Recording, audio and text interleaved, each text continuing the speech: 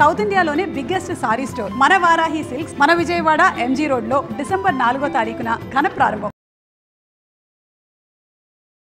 నమస్తే రజిత గారు. నమస్తే జయ. శత్రువులు ప్రతి చోట ప్రతి ఒక్కరికి ఉంటారు. కొంతమంది డైరెక్ట్గా కనిపిస్తారు, కొంతమంది ఇండైరెక్ట్గా ఉంటారు. కానీ చెప్తారు చూడండి, డైరెక్ట్గా కనిపించే శత్రువుతో పోరాడొచ్చట. Absolutely true. మనకి బ్యాక్ ఎండ్ ఉండే శత్రువుని మనం ఏమీ చేయలేము కదా. 100% చాలా డేంజర్. పొడిచే వాళ్ళను గుర్తించలేకపోతాం. ఇది మనకి ఫ్యామిలీలో ఉంటారు, రిలేషన్లో ఉంటారు, ఫ్రెండ్స్లో ఉంటారు, కొలీగ్స్లో ఉంటారు, ఆఫీస్లో ఉంటారు, 100% చోట ఉంటారేమో బహుశా. అంటే 100% వీళ్ళతో మన బిహేవియర్ ఎలా ఉండాలి? ఎందుకంటే ఎవ్రీడే ప్రతి ఒక్కరితో పనులు ఉంటాయి. ముందుకు వెళ్ళాల్సిందే. అవును, ఎదిరించి మాట్లాడలేము. స్ట్రైట్ గా వెళ్తే మన ముక్కుకే దెబ్బ తగ్గుతుంది. 100%. సో వాళ్ళని ఎలా, అంటే నా క్వశ్చన్ ఏంటంటే వాళ్ళని ఎలా హ్యాండిల్ చేయాలి? హౌ టు హ్యాండిల్ శత్రువు? I know that's a very good question and more important కూడా. ఎందుకంటే హ్యాండ్లింగ్ తెలవకపోవడం వల్ల మనం మీకు మాట్లాడేటప్పుడు, సారీ అడ్డం వస్తున్నట్టు, మిమ్మల్ని మీతో క్వశ్చనింగ్ చేసినా లేకపోతే మీతో ఇంటర్వ్యూస్ చేసినా ఎందుకు ఇలాంటి టాపిక్స్ ఎక్కువ చూస్ చేసుకుంటానంటే, మనుషులతో ఎక్కువ మాట్లాడతారు, మీరు ఎక్కువ అబ్జర్వ్ చేస్తారు, మనసును పట్టుకుంటారు. సో దాంతో ఫీలింగ్స్ కానీ ఎమోషన్స్ కానీ ప్రతి ఒక్కరిని ఏదంటారు చూసారా, కాచి వడిపోస్తారని. దానికి దిట్టండి రజిత గారు. ఎవరి గురించి అయినా ఎలాంటి ఐడియా కావాలన్నా ఒక్క మాట చెప్తే చాలు. ఎలా మాకు కూడా పర్సనల్గా ఎన్ని మంచి సలహాలంటే సూపర్. Thank you. అది మంచి స్పీకర్, మీరు వెరీ గుడ్ స్పీకర్. అది ఆ విషయాలను పట్టుకోవాలి అంటే ఎదుటి మనిషికి ఫస్ట్ అవగాహన ఉండాలి. ఇప్పుడు నేను బాగా చెప్తాను అంటే అసలు బాగా చెప్పే మాటల మీద మీకు అవగాహన ఉంది కాబట్టి మీరు పట్టుకున్నారు. దీనికి ఆల్రెడీ ఎంతమందికి తెలిసిన స్టోరీ అయినా నేను దాంతో స్టార్ట్ చేస్తాను. ఫర్ ఎగ్జాంపుల్, ఒక రాయి అక్కడ పడి ఉంది. అక్కడ పడి ఉంటే ఒక అతను వెళ్ళాడు. కుక్క ఉంది, ఒక బిచ్చగాడు ఉన్నాడు, తర్వాత ఒక డైమండ్ మర్చెంట్ ఉన్నాడు. సో అక్కడ ఒక రాయి ఉంది కదా. సో బిచ్చగాడు ఏం చేస్తాడంటే, కుక్క వస్తుంటే ఏం చేస్తాడంటే, బిచ్చగాడు తీసి ఆ రాయిని ఎదురుగుంటుంది తీసేసి దాన్ని కుక్కను కొడతాడు. ఆ కుక్క దగ్గరికి వెళ్ళి పడుతుంది. జనరల్గా బాల్ అయితే అది పట్టుకొని పోద్ది కదా, అది దాన్ని ఏంటో అనుకొని చూస్తుంది, దానికి ఏమైనా ఫుడ్ వేసాడా చూసి అని చెప్పేసి అది కూడా ఇట్లా దాని కాళ్ళతో ఇట్లా తంతుంది. ఆ పక్కనే ఒక కారు స్టాప్ చేసుకుని ఒక పెద్ద మనిషి ఉంటాడు సైట్ లాగా. అతను చూస్తాడు, వెంటనే తీసేసుకుంటే బిచ్చగాడు, ఈడేంటి నాకంట బిచ్చగాడులా ఉన్నాడే అని అనుకుంటాడు మనసులో. కానీ అతన్ని తీసుకెళ్ళి ఏం చేస్తాడు, ఇమ్మీడియట్గా డైమండ్ షేప్ దానికి వెళ్ళేసి దాన్ని పాలిష్ పట్టి అది చేస్తే అది కొన్ని కోట్ల విలువ చేసే డైమండ్. సో ఆ విలువ ఎవరికి తెలియాలి, అది రాయనా అది రప్పనా అనేది దానికి తెలియాలి.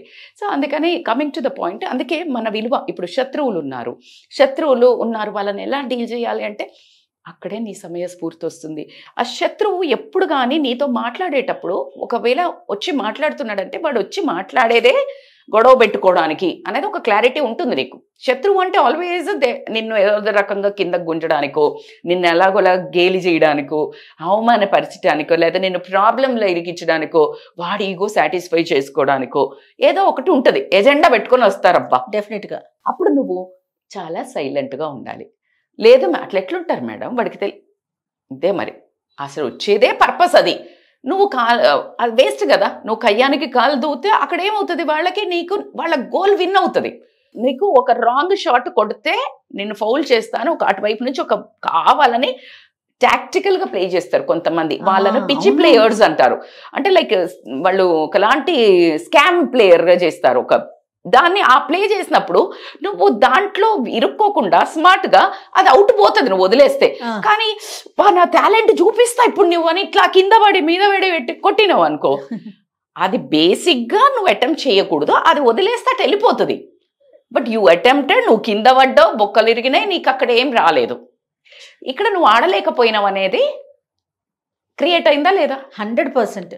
I think this is example, very classical example.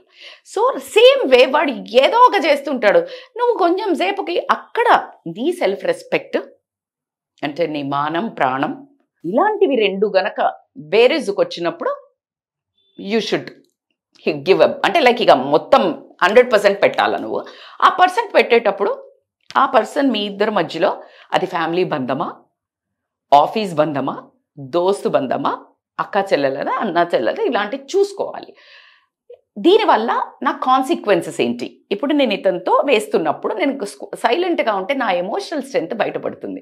It's like I'm like more గెలిచేసినట్టే. వాళ్ళు అన్నది మనము ఒప్పుకోవడం లేదు అంటే నిన్ను ఏదన్నా ఆడిద్దాం అనుకున్నప్పుడు నువ్వు అలా ఉన్నావంటే ఏముంటుంది, స్ట్రాంగ్ అన్నప్పుడు వాళ్ళు ఓడిపోయినట్టేగా. అదే నువ్వు గట్టిగా అరిచి నువ్వు గొడవ పెట్టుకున్నావంటే వాళ్ళకి తెలుసు ఆల్రెడీ, ఎందుకంటే వాళ్ళు రచించిన స్క్రిప్ట్ అది, నువ్వు ఆడుతున్నావు. వాళ్ళ స్క్రిప్ట్కు నువ్వు ఆడావు అంటే నువ్వు యువర్ అ లూజర్. నీ స్క్రిప్ట్ ఉండాలి. అంటే ఒక మాట, ఇప్పుడు వాళ్ళు మనలో ఒక మాట అంటారు, వెంటనే మనం ఒక మాట అంటే కానీ తృప్తి అనిపించదు. అది ఒక ఫీల్ ప్రాక్టీస్ చేయాలి. అది వి షుడ్ ప్రాక్టీస్. మనము పిచ్చుక మీద బ్రహ్మాస్త్రం అనుకోవటము, లేకపోతే విచక్షణ రహితంగా వాళ్ళ ఒక అసత్యం మీద రాయి పడింది. నేను చాలా సార్లు అదే చాలా చంచలత్వంతో మాట్లాడుతుంటారు. మనం రిలేషన్లా కానీ దోస్తులల్లా కానీ లేకపోతే ఎక్కడైనా కూర్చున్నప్పుడు ఏదేదో మాట్లాడుతుంటారు. నిన్ను తక్కువ చేసి మాట్లాడటము, సరదాగా మాట్లాడటము, నీకు ఎక్కడో రేషం పొడుచుకొస్తుంది. ఏంటి వీళ్ళు ఇట్లా అంటున్నాను, నేను అది కాదు కదా, నేను ఇది కదా అని. రే ఎవరికి చెప్తున్నావు? నువ్వేంటో తెలిసే నిన్ను తక్కువ చేయడానికి ఒక ప్లానింగ్ జరుగుతోంది. ఎగ్జాక్ట్లీ. నువ్వు ఎందుకు ప్రూవ్ చేస్తావు? ఎవరికి ప్రూవ్ చేయాలి? అవునా కాదా? 100%. అది నా ఉద్దేశంలో ఏంటంటే అంటే వేస్ట్ అది మనకు. అయితే ఇందాక మీరు అన్నట్టు పిచ్చుకు మీద బ్రహ్మాస్త్రం. So I prefer silent. Emotional strength చూపించండి, వదిలేండి. రెండోది నాన్ కంట్రోలబుల్. శత్రువు ఇప్పుడు తన టాలెంట్ మన మీద చూపించడానికి వస్తున్నారు. మీరు అన్నట్టుగా సైలెంట్ గా ఊరుకుంటే వాడు ఏం చేయలేక పక్క నుంచి వెళ్ళిపోతాడు. అవును. కానీ మనం ఓకే వీళ్ళు చాలా స్ట్రాంగ్, వీళ్ళ దగ్గరికి వెళ్ళకూడదన్న థాట్ వాడికి ఎప్పుడు వస్తుంది? టైం పడుతుంది. ఒక్కొక్కడు తెలివిలేని వెదవవాడికి ఇంకా అసలు మూర్ఖుడు అంటే మూర్ఖురాలో ఎనిబడి బట్ అది ఏ పనిగా అంటే ఇప్పటికి పని చెయ్యదు. పిచ్చోడికి ఏమైనా పని చేస్తుందా? ఇప్పుడు నువ్వు ఎన్నిసార్లు అలా చెయ్యొద్దు. ఇప్పుడు కొంతమంది ఇట్లా బట్టలు చింపేసుకుంటారు, అట్లా అంతా చేస్తారు. అది రాంగ్. నువ్వు చెప్తావు, వింటాడా? 2 సార్లు చెప్తావు, 3 సార్లు చెప్తావు, మంచిగా చెప్తావు, ఎన్నిసార్లు చెప్తావు, వినడు. ఎందుకంటే ఇంక వాడికి రోగం నయం అవ్వని రోగం ఉంది. అది వాడి ప్రాబ్లం. నువ్వు ఇదే పని ఎంతమందిని మదరింగ్ చేస్తావు? ఎంతమందిని నువ్వు నేర్పించుకుంటూ పోతావు? నీ పని ఏంటి? నీ గోల్ ఏంటి? What's your goal? నీ గోల్కి అడ్డం పడుతున్నాడా?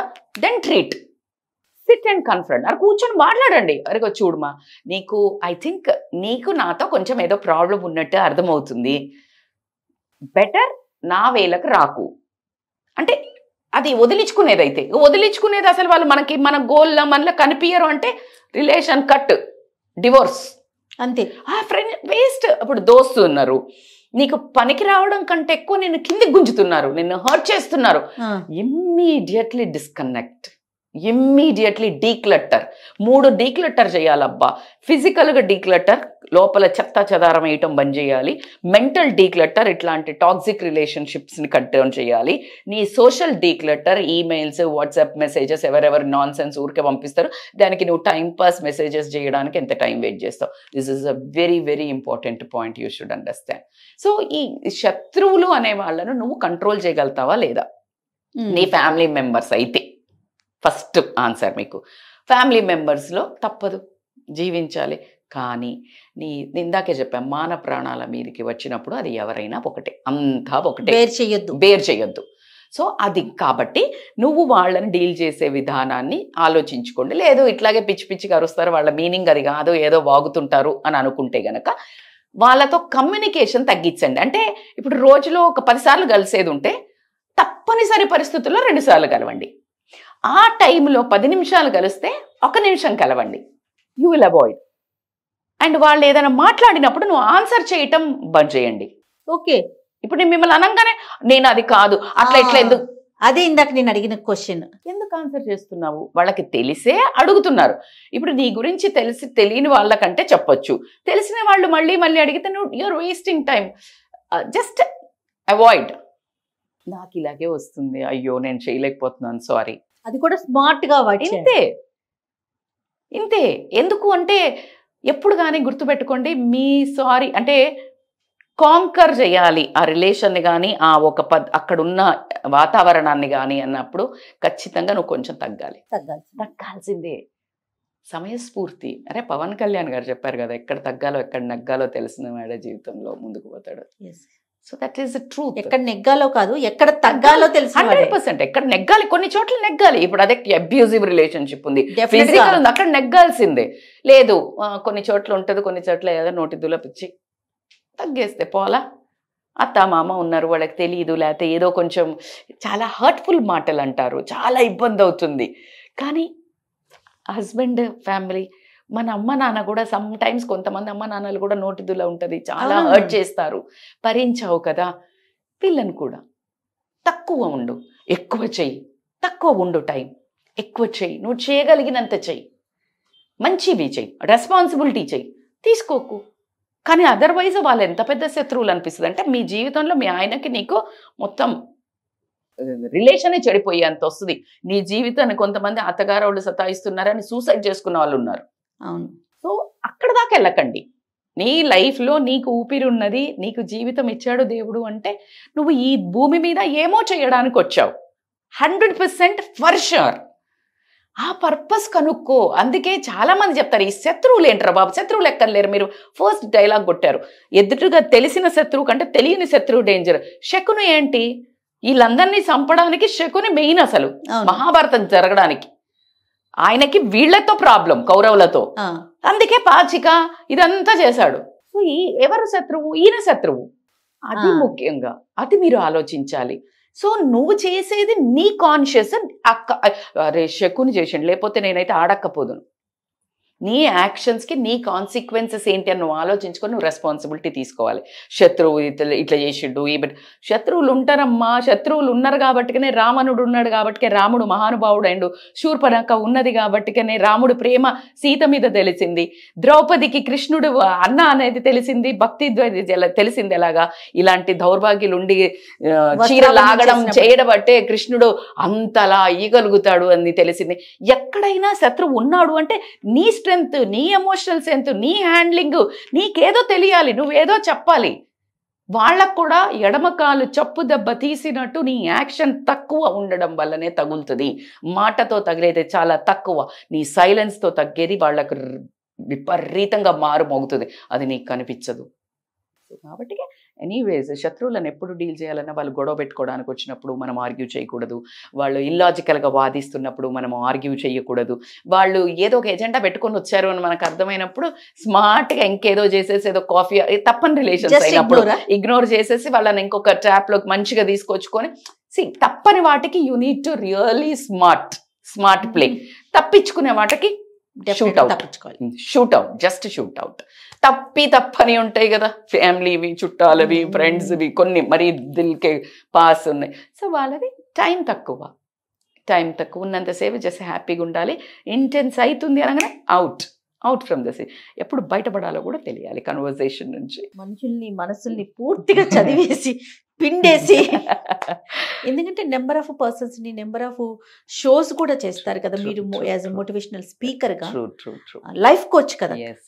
మామూలు కోచ్లకి లైఫ్ కోచ్లకి డిఫరెన్స్ ఏంటి ఈ సందర్భంగా? మామూలు కోచింగ్ అంటే దట్స్ వాట్. ఇప్పుడు అన్ని సబ్జెక్ట్స్, ఫర్ ఎగ్జాంపుల్ ఒక MBA చదివిన దానికి IAS చదివిన దానికి డిఫరెన్స్ ఏంటి? MBA నువ్వు ఓన్లీ బిజినెస్ పరంగా ఇట్లా చదువుతావు.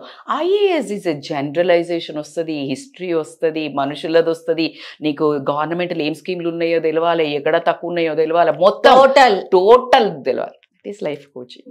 సూపర్ అక్క, సూపర్. ఎట్లా అప్పుడు మీరు కార్పొరేట్ కోచింగ్ కూడా చేస్తూ ఉంటారు కదా?